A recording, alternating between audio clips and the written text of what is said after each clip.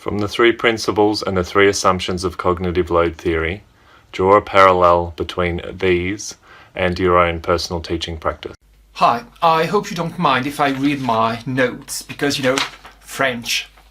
Let's draw a parallel. Concerning active processing assumption, I can say that in France, our students are active, they have a global goal, and they ask themselves how to reach it, and they use different resources to do so. So they are always active. Concerning the dual channel assumption, when my students study a new concept or a difficult document, we read it together. One student read it aloud and the others read at the same time. After reading this article, I think I might read it to them too. I don't know yet. Concerning the limited capacity assumption, I try to balance time and what my students are expected to do. If the activity requires a lot of working memory, I try to keep it short, like a 10 or 15 minute activity. Or they can work in small groups and share the load. I can adjust their production too. It can be a simple diagram, a chart to fill, or a big paragraph to write. It's always a matter of balance, and it's not always easy to find it. It's quite difficult, actually.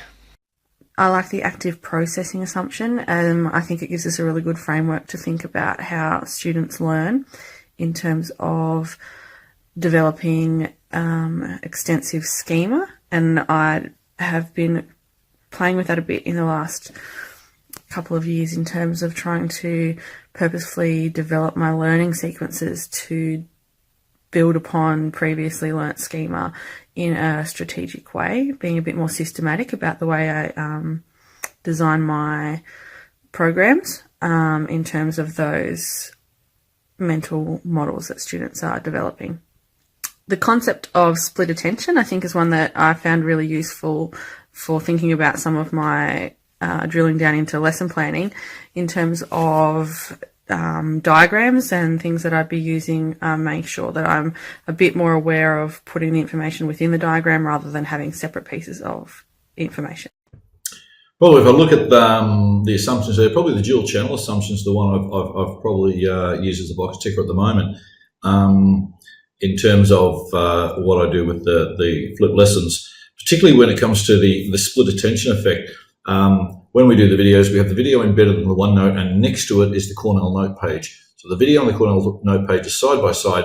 So the focus is they're not going to one source, coming back, writing notes. They're side by side, and they can take their notes while they're having a look at the presentation, which is the dual channel assumption, and then that second one with the split attention effect there. I think that's how current practice I use the video embedded in the OneNote and sitting right next to that, the Cornell notes that they need to take. Okay, drawing parallels with my own teaching from CLT, the dual channel assumption, I do a fair bit, and probably will embed more of it into my teaching practice now, of narrating slides. So I'll often, using Screencast-O-Matic, narrate myself down in the little right hand corner and narrate my slides. So they're getting that visual, and sometimes I'm narrating, for instance, the globe.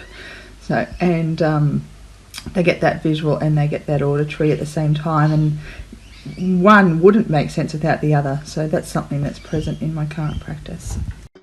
From the three assumptions outlined in the article, I can draw a parallel to the active processing assumption in that we do a lot of concept mapping or mind mapping with our Year 4 students. This will often be done as a pre-assessment for the Year 4 cohort to get together and look for collective gaps in their understanding. But where this assumption comes into action is as we move through the unit, students can take the new information they've learnt and add to their concept map. So they're actively engaged in the process of knowledge construction. It's good for myself as a teacher to see how the students organise that material into a coherent manner and to see how they make sense of that so that it can be processed into their long-term memory and recalled with automation at a later date. Okay, so for me, the assumption or the principle that I find most interesting is the dual channel assumption. And I'm mostly thinking about that at the moment in the sense of students with dyslexia. So their visual imagery, I can't remember the correct phrase, processing could be behind other students, but typically their auditory processing is at a lot higher rate to sort of compensate for that. So that's what I'm most interested in terms of assumptions. But then where it gets complicated is the modality effect. So I really liked Angela's example of the narration over slides, because that's very straightforward, dual channels. But then I guess when me and other flipped people like Steve has already said, when you add in the modality effect, then things kind of become complicated, and then it's really confusing, and finding the best way forward through that method is a tricky thing to do. I can draw parallels with the working capacity assumption. So when I've started a new topic, I've noticed that students seem overwhelmed if I kind of bombard them with too many concepts. So I tend to chunk ideas into lessons and go slowly. The other thing that I try to do is revise terminology frequently at the beginning of a lesson. That way the knowledge moves from working memory into long-term memory. One of the struggles I've had with this is just differentiating between those that have kind of moved that knowledge into long-term memory and those that need a little bit more time and a little bit more support. So I think I need to make sure that I continue the revision for those students that need it.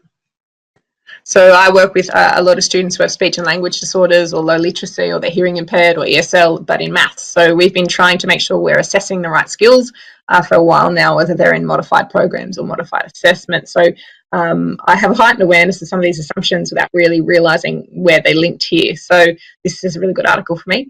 I have a heightened awareness of the dual channel processing, particularly since I started flipping my classroom and making sure that what I'm doing on my videos is appropriate and not too much. And the limited capacity and the chunking of lessons, again, flipping my classroom has really helped me with that. But making sure in assessment, it's the wording of everything to make sure that overload isn't happening. That's been a pretty big focus of what I've been doing in my classrooms for a very long time now.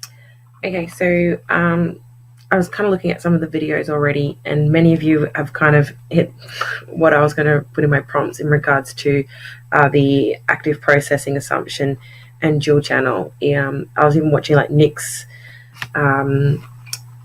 discussion about how, and that's actually what I wrote in my notes, that, you know, we do students track and read together, and then someone is reading out loud, and then afterwards we'll do like a lot of questions with whiteboard, so that students have to engage, like there is like that kind of mandatory engagement. So that is really cool. One of the things I'm noticing is like limited capacity. So I actually wrote like here, what is like, when do you know when you've hit that? And I think that might be individual based, like each individual will hit that in their own time.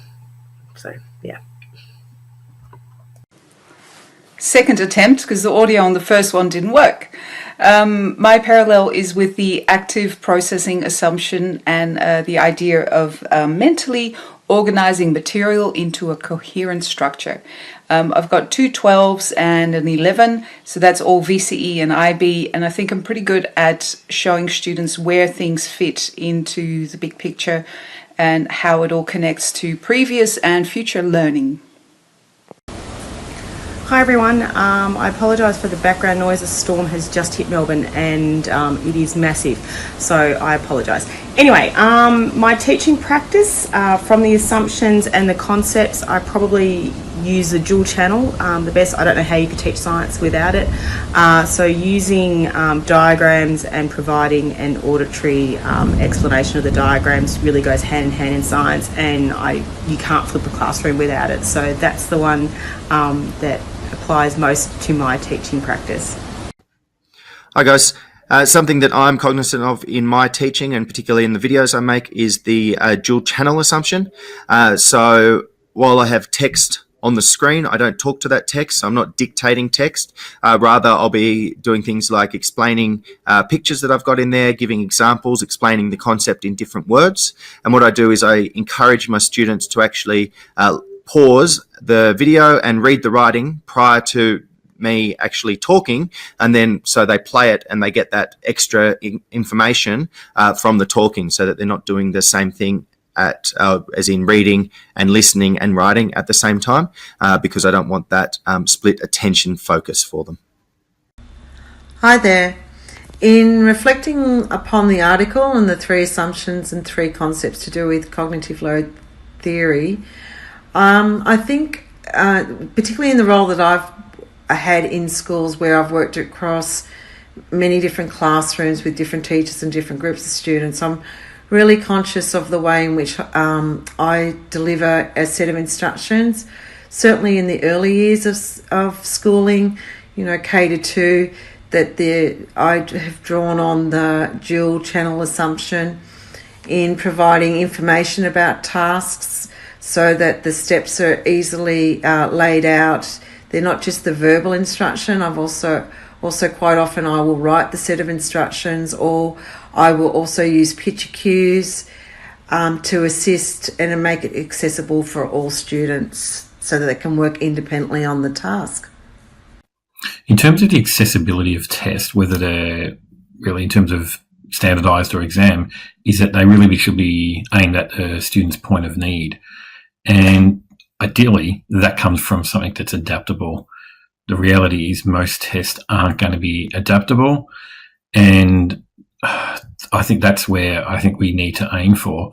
But in terms of, if we bring back to cognitive load, it's also developing a test so we don't have those points in there as questions are written, so you're trying to decipher the language just to work out what's been asked, when what you're asking for is a particular response, but you've got to decipher almost like an essay to get to that point. I think that's where it's not such a good idea. To me, the active processing assumption just rang home. Teaching the children are often making connections with what you're teaching them and what they already know, and they often verbalise that with connections. And I think it's really important to embrace those connections and talk about them, because what they're actually trying to do is reduce that load. I've been in classrooms, with observations and things where Johnny has said, "Oh, that's like I did this," and then the teacher sort of says, "Oh, not now, Johnny. We're not talking about those sort of things." But I think it's really important, especially in primary school, to listen to those connections so that information then becomes meaningful to that child.